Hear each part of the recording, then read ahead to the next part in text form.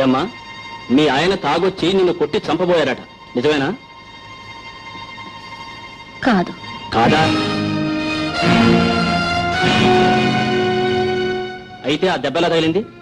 గడప తగిలి పడిపోయాను. నిజంగానేనా? అవునండి. కాదండి, అబద్ధం చెప్తుంది. వాళ్ళ ఆయన తాగొచ్చి కొట్టాడు.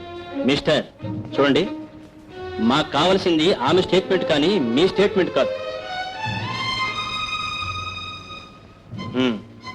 చూడమ్మా, ఈ కాగితం మీద సంతకం పెట్టు.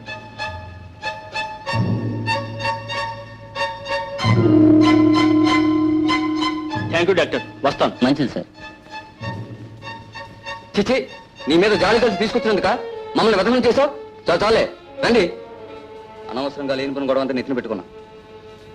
ఎందుకమ్మా అబద్ధం చెప్పావు? ఏం చేయమంటారండి? నిజం చెప్తే పోలీసులు అన్ని పట్టుకు తన్ని జైల్లో పెడతారు. అప్పుడు నేనేగా ఏడవలసింది. చూస్తూ చూస్తూ కట్టుకున్న వాడిని జైలుకి ఎలా పంపించను? పంపించొద్దు, అలాగే నెత్తిరెక్కించుకో. నీలాంటి ఆడవాళ్ళు ఉన్నారు గనుకనే ఆ మగవాళ్ళు అలాగే తయారవుతున్నారు. ఆడది మగవాడి బానిస కాదు, మగవాడి కాలి కింద చెప్పు కాదు.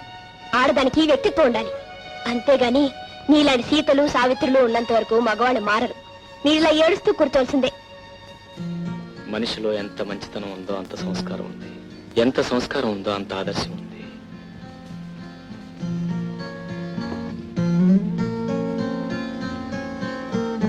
ఎంత ఆదర్శం ఉందో అన్ని విప్లవ భావాలున్నాయి. ఒక్క మాటలో చెప్పాలంటే ఈ తరం స్త్రీకి స్వప్నం ఒక ప్రతి